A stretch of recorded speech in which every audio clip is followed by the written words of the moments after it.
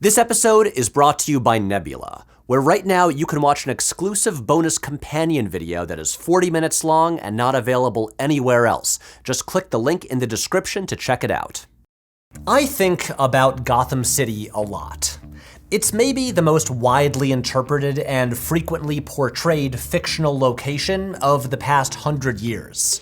We've seen Gotham in comic books, and animated shows, and animated movies, and live-action movies, and live-action shows. We've seen it in video games, and even those OnStar commercials from the early 2000s. There was even a hit song about it by R. Kelly.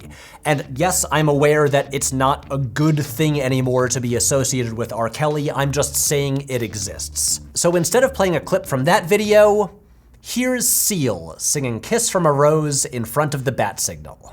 My power, my pleasure, my pain.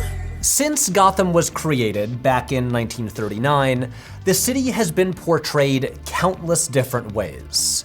In Christopher Nolan's movies, it's basically just Chicago, except for the parts when it's New York's financial district. Our Matt Reeves' The Batman portrayed it as Liverpool mashed up with Chicago, and then a bunch of fictional buildings added on top of that. The animated series made it a gloomy Art Deco metropolis full of blimps. But I think for most of us, when we conjure an image of Gotham City in our mind's eye, we think of this: the ornate, gothic Gotham of the Tim Burton and Joel Schumacher movies. A Gotham full of towering, angular skyscrapers and giant statues and elevated streets. A city that obviously does not and could not exist in the real world. I've always been obsessed with these shots from the end of the two Burton movies, when the camera rises up through the buildings, showcasing the overwhelming scale of the city and the insane architectural design. And we haven't really seen a city like this in movies in years, which seems kind of weird because when you think back, 80s and 90s cinema was full of these massive, crazy megacities, constructed via a combination of enormous sets, matte paintings, and huge miniature-scale models. Remember when Babe went to the city? Remember how insane that looked? Remember the original Mario movie? So what was going on back then? Was there just something in the water in Hollywood? Was there a massive sale at AC Moore, and so everyone was making models? Well, that's what we are here today to find out. Just like the aforementioned pig, we are looking for answers in the big city. So strap on your walking shoes as we pound the proverbial pavement, right here in the greatest city on Earth. Right, Emma? Let's rock and roll.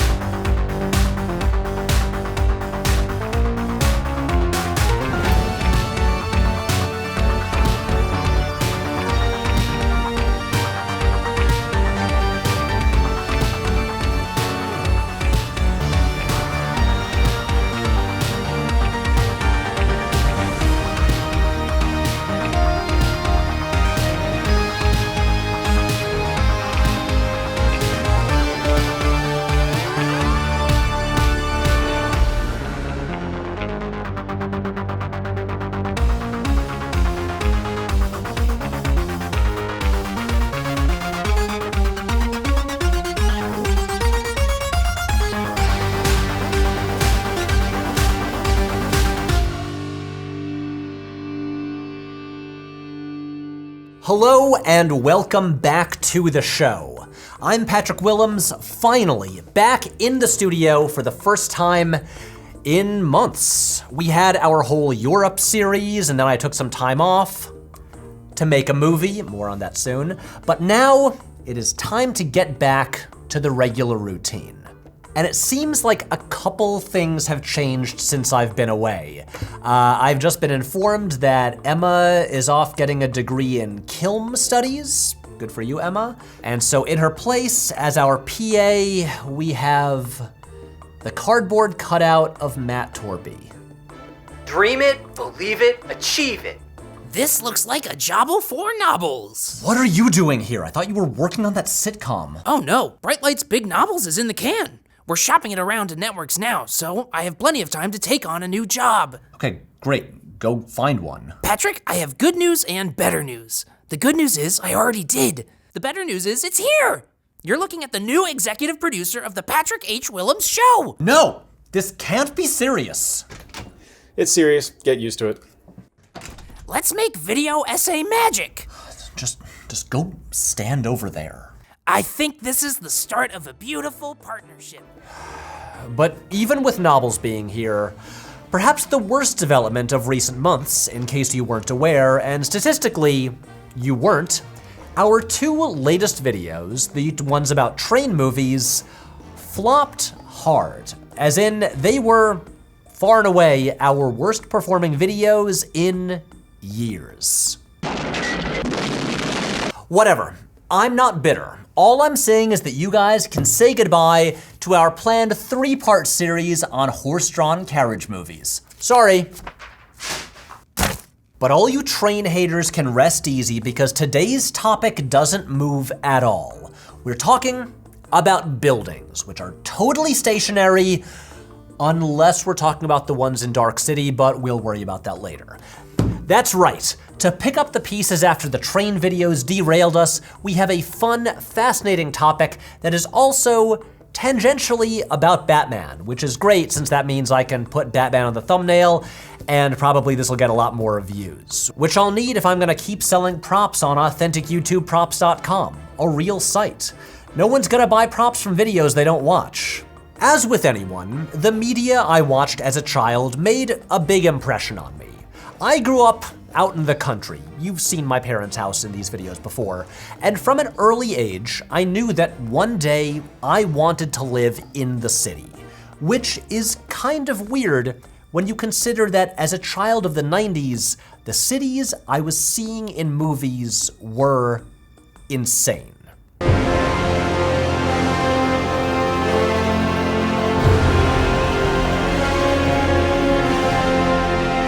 For a period of about 15 years, something happened to cities in movies. They became these bizarre, over-the-top nightmares, thousands of feet tall with weird angles, full of old-timey gangsters and flying cars, and the sun never seemed to come out. This is what I grew up watching, but I never really thought that hard about it. Until now, when I thought really, really hard about it for weeks, and then wrote several thousand words about it. So let's go. The rise of the movie megacity begins in the 1970s, an era of cinema known for its realism and naturalism. You know, the same things that we aim for here on this channel. But what about Metropolis in 1927? Yeah, Nobbles, we're gonna get to it in the second half. Don't spoil the episode. Sorry. My cinema studies major piping in, guilty as charged. Hey, humble brag, Mr. Cinema Studies major. Weren't you a cinema studies major at Oberlin? So anyway, the 70s. This was the height of the new Hollywood era, when the big studio gloss of the 50s and 60s went out of style, replaced by an emphasis on naturalism. We had emotionally grounded stories shot in real locations. Usually, they had bummer endings. Here, there were countless urban set movies that portrayed cities as ordinary places. The French Connection, Mean Streets, Annie Hall, Midnight Cowboy, Serpico, Shaft, The Long Goodbye, Shampoo, Rocky, real cities full of real people. And then, in 1977, Star Wars changed everything. Together with Jaws, Rocky, Close Encounters, and Superman, it kicked off an era of American cinema that emphasized escapism and spectacle. This was also when, over at Paramount, Don Simpson, Jerry Bruckheimer, Michael Eisner, and Jeffrey Katzenberg, founder of Quibi, pioneered the high-concept movie. This was also when Ronald Reagan arrived and seems to usher in a new era of optimism and nostalgia in America. For a lot more on all of this, please go watch our episode, What is the Most 80s Movie Ever? And after that, why not follow it up with our two-part series on trains? Thanks to the availability of the new visual effects breakthroughs of Star Wars, studios prioritized big-budget genre films. So there was a wave of sci-fi and fantasy movies that created these incredible new worlds, like the Star Trek movies, The Black Hole, Flash Gordon, Krull, and among these was Ridley Scott's Alien, a massive hit that spawned a franchise that continues to this day. Thanks to the success of Alien, Scott followed it with another revolutionary visual effects movie, this time creating a new world closer to home. Here, he would create a city of the future, with flying cars and gleaming towers that reach to the clouds. In 1982, Blade Runner kicked off what we here on this channel are officially calling the modern movie megacities era, or M³ for short, where megacities meant mega fun. Blade Runner was set in Los Angeles in 2019, but it features zero landmarks from the city as we knew it. Not even the Hollywood sign makes an appearance. Other than the lobby of the Bradbury Building, there is no location shooting. The city is entirely constructed for the film. And even in this futuristic, totally made-up version, LA still doesn't have a decent subway system. Blade Runner City is separated into two worlds. There's the street level, which is crowded, busy, dirty, full of smoke and people and vehicles. And then there's the upper level, the gleaming towers hundreds of stories high, where the rich live. The only paths between the two worlds are flying cars or elevators. In the film, it is almost perpetually nighttime, which serves both practical and thematic purposes. Darkness and fog make it easier to hide the visual effects, since with less light, less is visible in the frame. But also here, the sun is only seen in the upper levels. The buildings are so dense and so tall that regular people on the lower levels never seem to see daylight. And plus, the nighttime setting fits with this being a story of a lonely detective in the tradition of classic film noir. The city, while gorgeous, is also an oppressive nightmare. The very first shot of the movie looks like hell, with these geysers of flame erupting throughout the city. People look like ants in front of these gargantuan towers. When Deckard goes home, it's clear that this is a bleak, lonely place. The film makes it explicit that those who can afford it leave Earth for the off-world colonies. Blade Runner City is created via three main techniques, which would become standard for all the movie megacities that followed. First, there are huge sets built on sound stages and backlots for the street scenes. Then matte paintings to extend the backgrounds. And finally, ultra-detailed miniatures of the city for the aerial shots.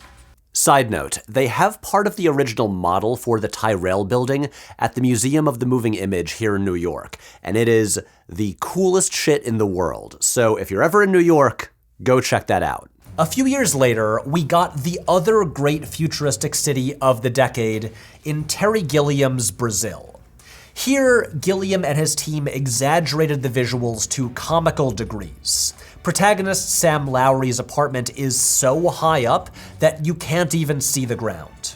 Unlike Blade Runner, in Brazil, we rarely ever see the tops of the buildings, because despite his dreams of flying high above everything, in reality, Sam is never able to ascend. He remains stuck in the middle.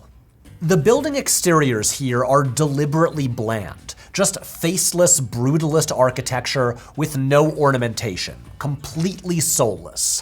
While Brazil doesn't have the extensive miniature work seen in most of the other movies here, it does have this one shot that I'm obsessed with, which looks like a miniature shot of the city until a guy pokes his head in and reveals it to just be an actual model of the city. And then in 1989, there was Tim Burton's Batman, which you could argue had the greatest impact on our current cinematic landscape of any single film. Shit, I should have just made that video instead. I mean, I already wrote the script. That would have made my job as EP so much easier. Well, I definitely don't want to make Nobbles' job easier. Bye-bye, script. Anyway, see, as much as it's a beloved classic now, Blade Runner was initially a flop, so it did not immediately lead to a bunch of similar futuristic movies. But it did prove to be profoundly influential on filmmakers and artists, such as the ones who made Batman. Batman, of course, was not set in the future. Instead, it's set in an unspecified time that's like the present mashed up stylistically with the 1940s. So there are computers and modern cars, and also people who dress like this. While a fictional city, Gotham has always been primarily inspired by New York. In the comics, Gotham actually originally was New York before evolving into its own distinct city. Tim Burton described his vision for Gotham as, quote, New York gone mad, and production designer Anton Furst, who won an Oscar for his work on the film, said it was, quote, all the elements of Manhattan exaggerated. Furst designed a clash of different architectural styles. So Gotham had Italian futurism, prison architecture, Bauhaus, Frank Lloyd Wright, Shin Takamatsu, Antoni Gaudi, among many, many others. Much inspiration actually came from fascist architecture, which, as visual effects artist Tim McGovern put it, the whole idea of fascist architecture is to make the individual feel small and insignificant. Gotham here is like a retro version of Blade Runner's LA. It exists in perpetual night. The streets are a filthy mess of crime and suffering. It is enormous yet claustrophobic. The matte paintings, like this one from the very beginning of the movie, create a hellish sprawl. It goes on forever in uncomfortable angular shapes. To use a cliche, in Batman, like with many of these films, as well as Sex and the City is the other main character. In its final moments, the camera rises up from the streets up through endless skyscrapers, revealing Batman on top of a building. Through the whole film, there's the feeling of the city oppressing its inhabitants. But here, we see our title character has ascended. He has conquered the hell that is Gotham. Batman was the highest grossing film of 1989. Like, it was a genuine cultural phenomenon. And so, obviously, it had a pretty big impact, and it really set the stage for the wave of megacity movies that followed.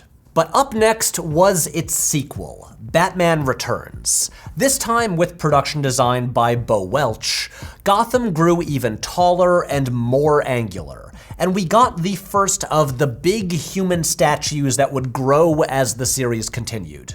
In Burton's Batman movies, the city feels like an extension of the larger-than-life characters, a fantastical battleground for these weird freaks. Returns advances everything done with Gotham in the first film. The camera becomes more active, moving through the miniature city like in this wild shot where it flies through an empty frozen zoo. It seamlessly blends live photography on sound stages with matte paintings in shots with camera movement. And it continued the visual idea of the camera ascending from the streets to the top of the skyscrapers. But this time, the technology was there to make the shots even more complicated. While in the first film, they had to use crossfades between multiple shots, here, they were able to transition from full-scale photography to miniatures in one continuous shot, thanks to hidden stitches when the camera passes by a horizontal beam. But at the same time, the limitations of this kind of fully constructed movie megacity become more apparent.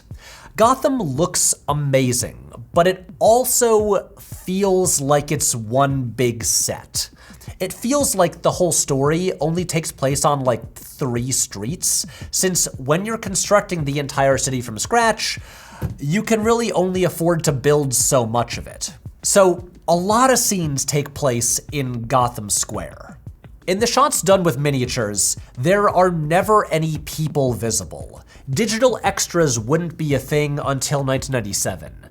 So in these shots, the city feels kind of empty, which I guess you could argue does enhance that feeling of loneliness that the city is meant to have. So also worth noting, the year after Batman Returns, we got Super Mario Bros., which inexplicably features a huge subterranean megacity similar to many discussed in this video.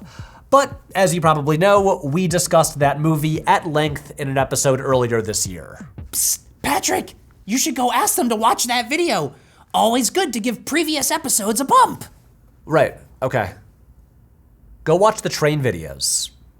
Anyway, it was 2 years later, in 1994, that the modern movie megacity era really reached its peak. This is where we saw the full impact of Batman, as we got 2 more dark, stylized action movies about crime fighters, The Crow and The Shadow, and also the Coen brothers' blank check project, the fantastical big business screwball comedy, The Hudsucker Proxy.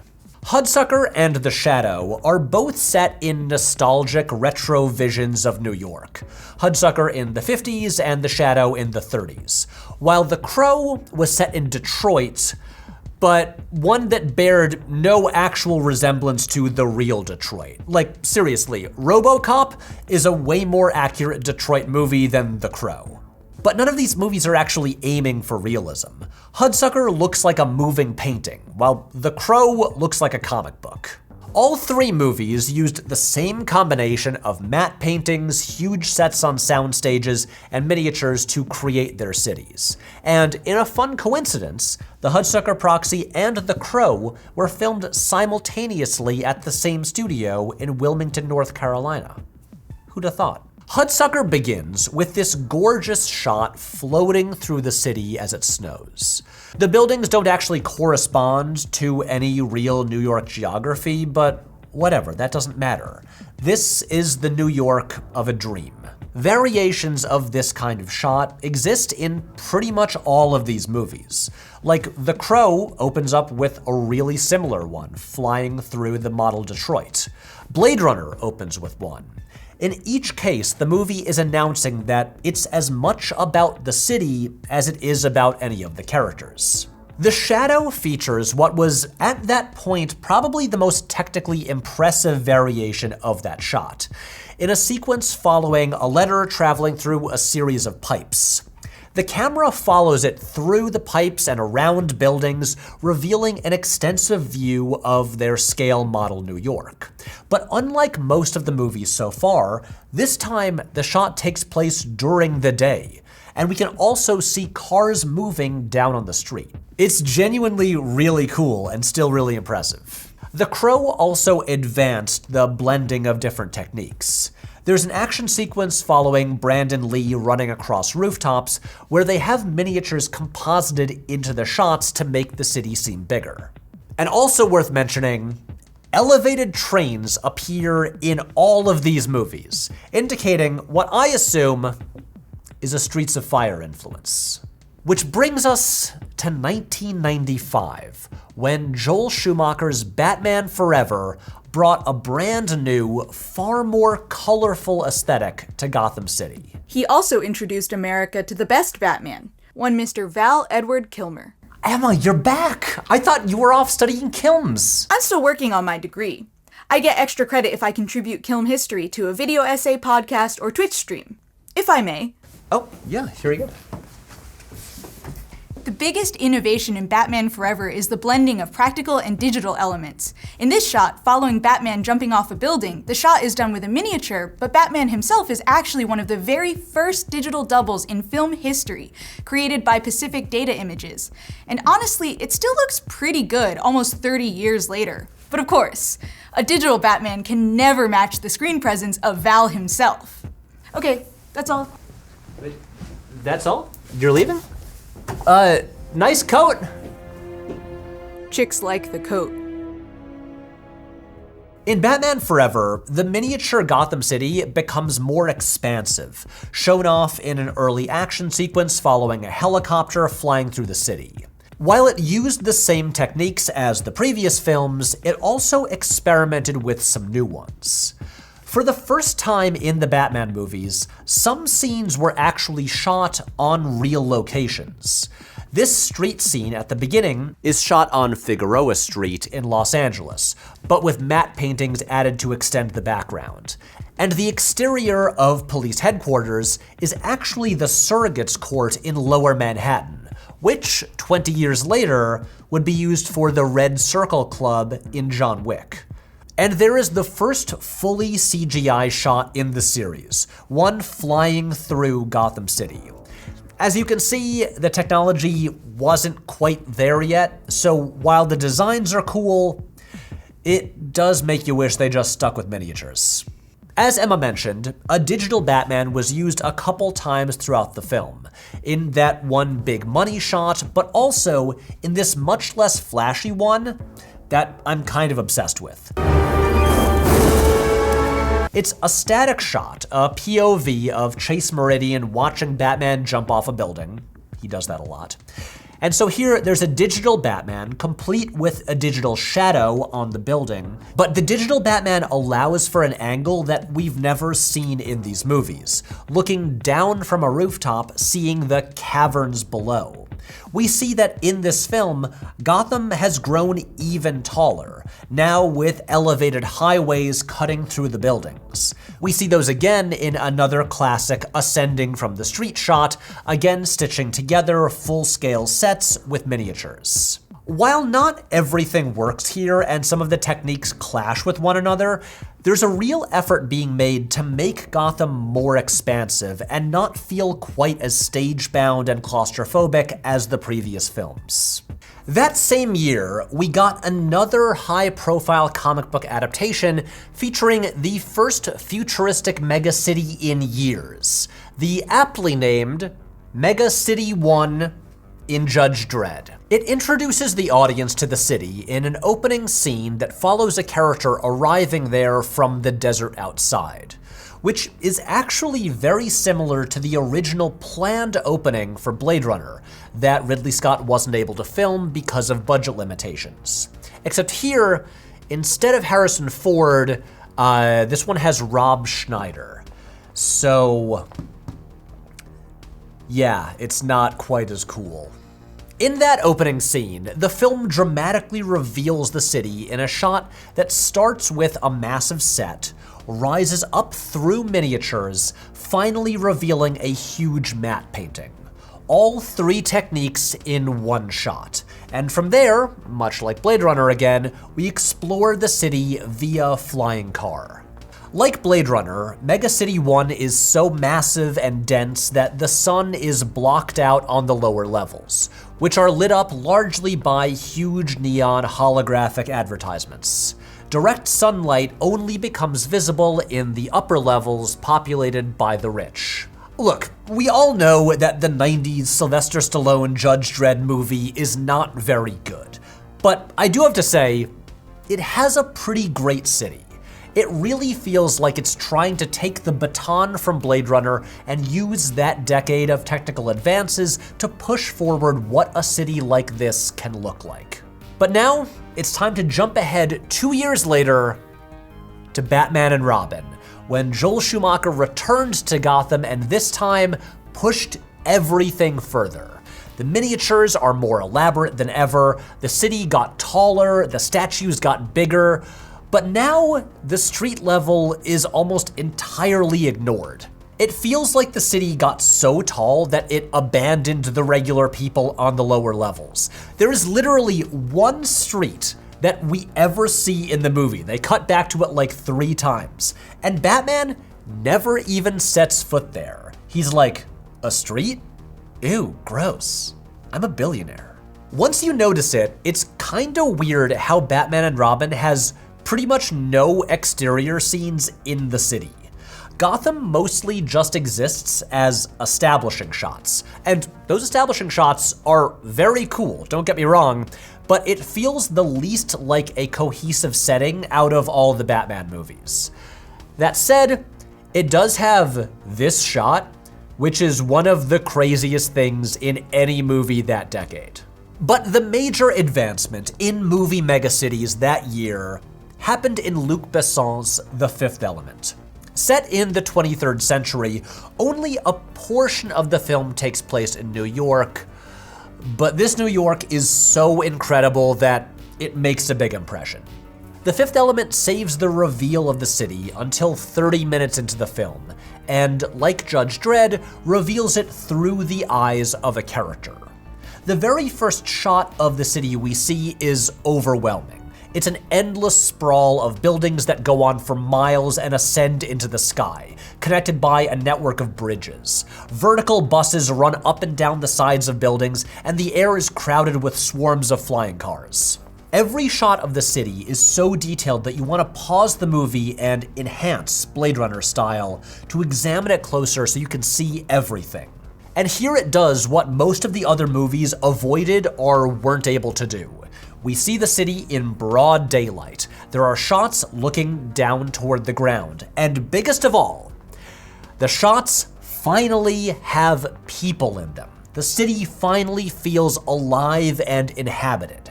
It's a perfect blend of live action models and digital elements. Like, look at this shot. It's seamless. We've got multiple elements composited together, different sets and miniatures and matte paintings, plus digital cars. It's also the only city that, despite the insane scale, looks fun, not oppressive. This isn't just living in the shadow of Blade Runner and Batman, it's doing something new.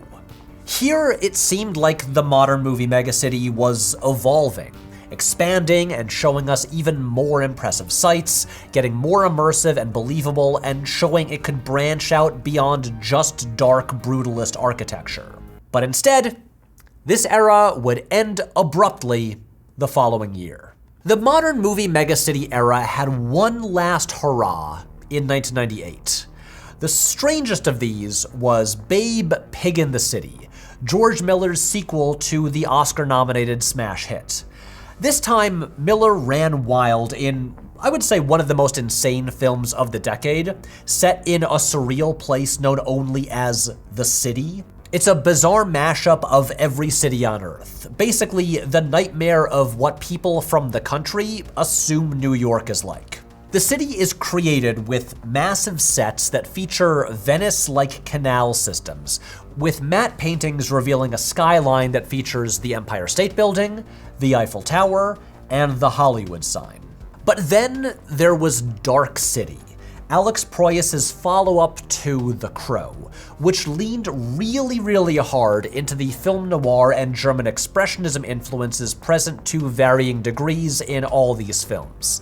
And like many others, it's modeled on 1940s New York. Dark City's city is the most frightening city of the bunch. It's a labyrinth you can't understand or escape from. Like, here it is an actual plot point that it's perpetually night. No one has ever actually seen daylight. The city literally moves and evolves, changing under your feet. At one point, the moving buildings literally crush someone to death. All of the imagery here, as well as the odd editing rhythms of the film, deliberately give it the feeling of being in a nightmare.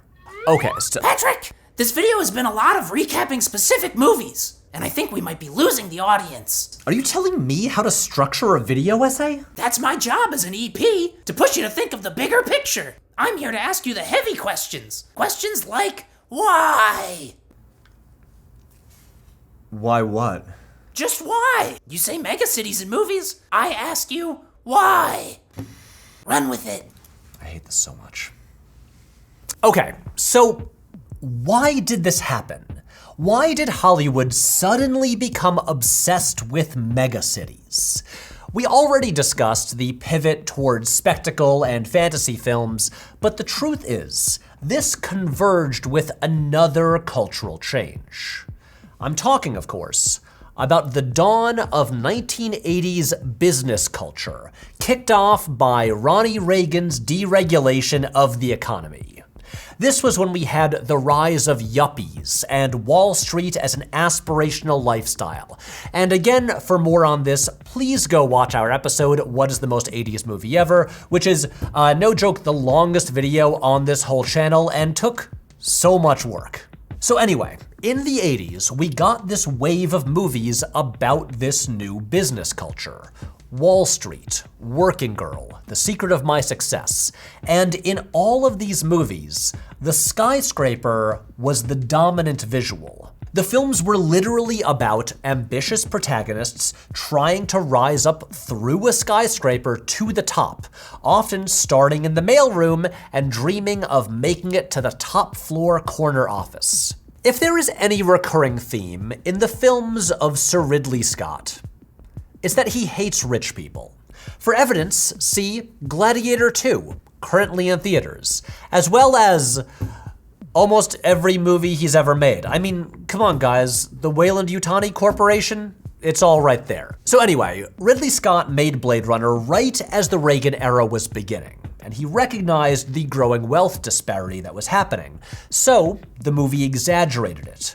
Blade Runner is literally about the lowest class of people, disposable android slaves built for labor, rebelling against and trying to destroy their master who lives in a golden temple above the clouds. And you don't have to look hard to see that almost all of the megacity movies have stories about huge corporations. Blade Runner has the Tyrell Corporation. Brazil is about oppressive bureaucracy destroying us. In Batman, Bruce Wayne is obviously a billionaire CEO, but don't worry, he's a good one.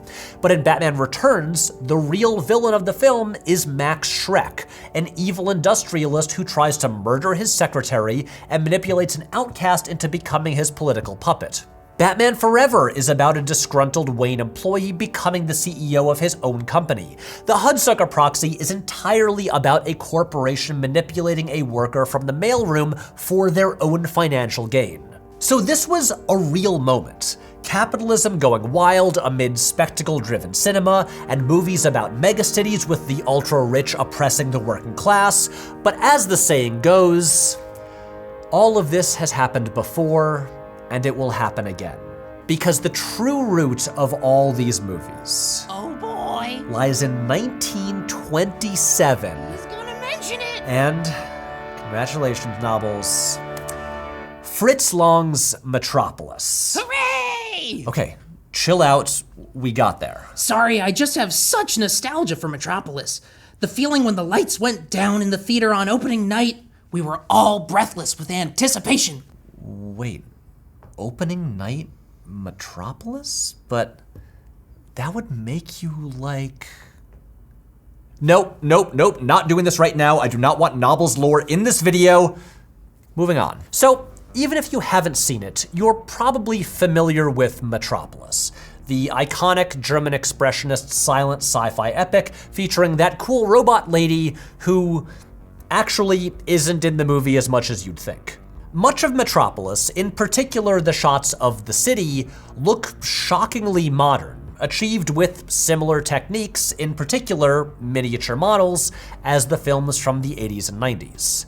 The main visual of the city involves one giant central building with elevated roads connecting various other buildings. As Saul David, producer of Logan's Run, said, "We found that Long's picture made such an impression on the minds of the whole Western world that nobody can think of portraying the future except in terms of towers connected by ramps." But as we've seen, it's not just the future. Batman Forever used the same exact design. Much has been written before about the parallels between the 1920s and 1980s, decades in which capitalism ran wild, government policies induced an artificial economic boom, business and industry were prioritized, and the rich got way richer. And so, it's not a coincidence that genre cinema would call back to cinema of the 20s as they grapple with this same kind of culture. Long was perhaps the first filmmaker to capture key anxieties of the 1920s. The dehumanizing horrors of the assembly line, the gap between rich and poor, and the shock of new scientific discoveries. He depicted the future as a huge factory, stifled by industrialization and overreaching progress. Metropolis's main concern is the class divide, which it represents vertically. The poor working class is on the ground, or actually under the ground, in a subterranean city where they work, while the rich ruling class lives at the top of the towers. As Dietrich Neumann writes, the experience of the city itself in Metropolis is one of fear, danger, and oppression, of loneliness and unsuccessful struggle. And this is the design all the modern megacity films draw from. It even goes beyond this era. Coruscant in Star Wars is a city that covers an entire planet where no one ever sees the ground. The upper classes are at the top, and a dangerous underworld emerges as one descends the levels. The television masterpiece Andor shows this class divide visually when Cyril Karn gets fired and moves back home, as we see his elevator descending as he returns to the level where he started. And the same idea exists in many other movies, from Alita Battle Angel to Elysium. The films of the modern movie megacity era, whether they directly engage with the idea or not, all have cities where the design reinforces the idea of oppression. As the buildings get taller, the separation between those at the top and bottom increases. These are movies about vertical lines, people rising and falling. In Brazil, Sam Lowry constantly dreams of flying, escaping the rigid world of rectangular towers. In The Hudsucker Proxy, Norval Barnes finally succeeds by introducing a round shape into this world of straight vertical lines. In so many of these movies, there is a repeated image of the hero clinging to the edge of a building. In this oppressive world, even those who rise to the top can so easily be discarded and thrown back down. As Oswald Spengler wrote in Decline of the West, now the giant city sucks the country dry, insatiably and incessantly demanding and devouring fresh streams of men, till it wearies and dies in the midst of an almost uninhabited waste of country. Patrick! Can I help you? All the class inequality stuff is getting a bit heavy. As your EP, I'd suggest you balance things out with some levity. For that reason, we've assembled a bit of a palate cleanser. Run the clip. Who are you talking to? Run the clip!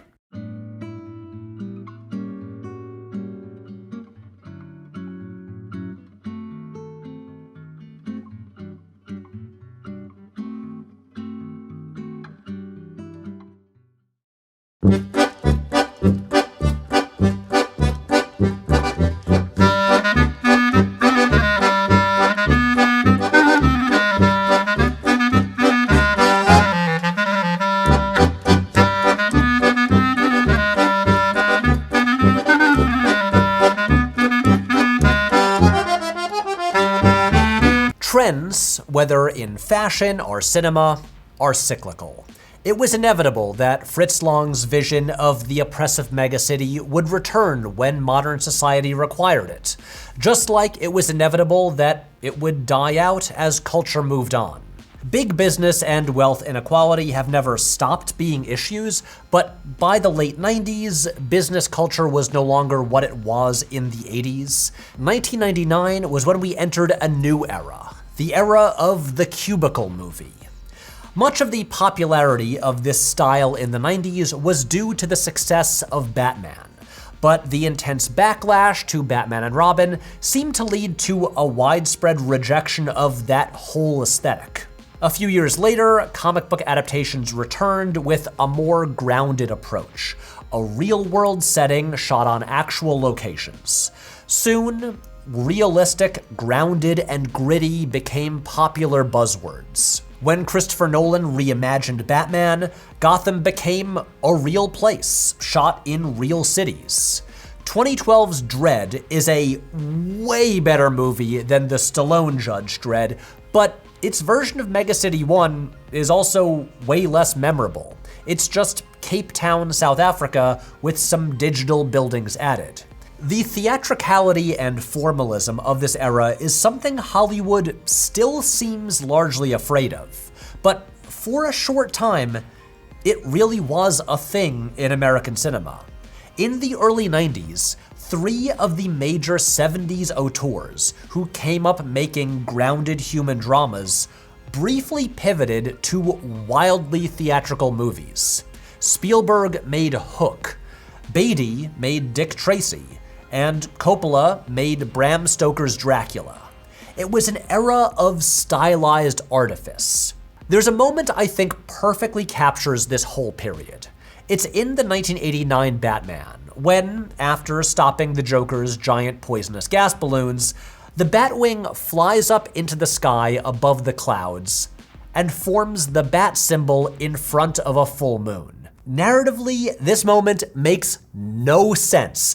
Why would he do that in the middle of trying to stop the Joker? What does that even look like from Batman's perspective? Like, unless you're at this one specific angle, it wouldn't look like anything. But it is purely there as a flourish, because it looks cool. This is the movie showing off. And I think after this era, movies became afraid to show off like that. And I'm just gonna say, maybe it's time we stop letting fear dictate our choices. Maybe Hollywood needs to embrace the megacity once more. Maybe audiences should find the courage to welcome back a style of movie they'd forgotten. And maybe, just maybe, you should actually go watch my goddamn train videos. Oh, Patrick, you nearly had it. But seriously, what do people have against trains? I feel like I uncovered some new secret nationwide prejudice here. Yeah, but like the rule number 1 of YouTube, don't berate the audience. Oh, so you're an expert on YouTube now after 1 episode as an EP? No, I'm not trying to step on your toes here. I'm just giving some good advice. Why would I trust your opinion? Because I've been decreed the executive producer of the show. Surely that... Can't they see I feel like I that should in have unity a say over who lies produces strength? my show. I know, but we were waiting for you to get back from Europe, and I know that's... Wow! Oh, boy. Sorry about that. Sorry about Nobbles. But anyway, so I mentioned back at the start of this that the reason this episode was delayed for 2 months is that I was off making a movie. So I want to tell you a bit more about that. You see, my main goal, like in life, has always been to make movies. And on the way to that goal, I fell into this really cool career making video essays talking about movies. And I love it. And all of you watching and caring about this weird channel we've built has allowed me to make a living doing this, which is amazing. And I'm not planning on leaving YouTube or anything like that, but I have been thinking, okay, I've spent 7 years talking about movies. When am I actually gonna get back to making them? And thankfully, the indie streaming service Nebula, which I am a co-owner of alongside dozens of other creators, decided to trust me and let me do just that. We made Night of the Coconut together a couple of years ago, which cost almost nothing, so I was the entire crew, and the movie was basically a big inside joke between my friends and me, but it actually did really well for Nebula. Like, so many of you signed up just to watch that. And so this time, they trusted me to do something a lot bigger.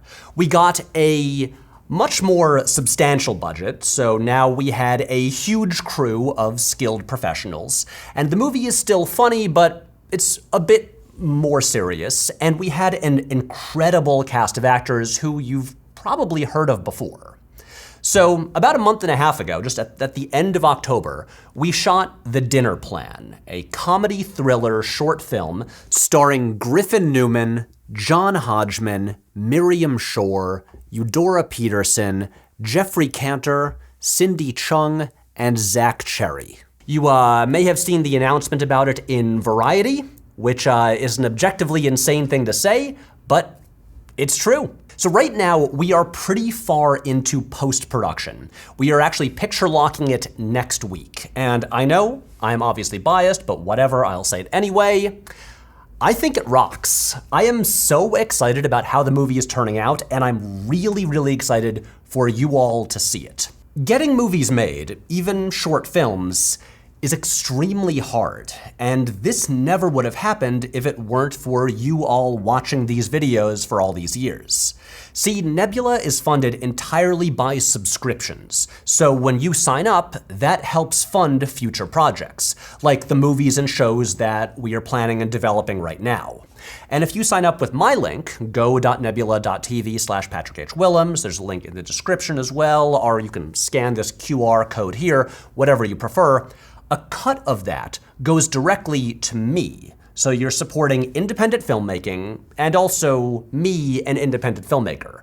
And then you're going to have an awesome movie to watch next year, plus all the other cool stuff that Nebula already has, such as the bonus companion video to this video that is exclusively on Nebula right now, as in, it's never gonna be on YouTube, it's just a whole extra video that is only there, and it's about Gotham City, a thing that I know I think about a lot, and I assume some of you do as well. So if you use my link, an annual subscription to Nebula, as in for a whole year, comes out to only $3 a month, which I think is an extremely good deal.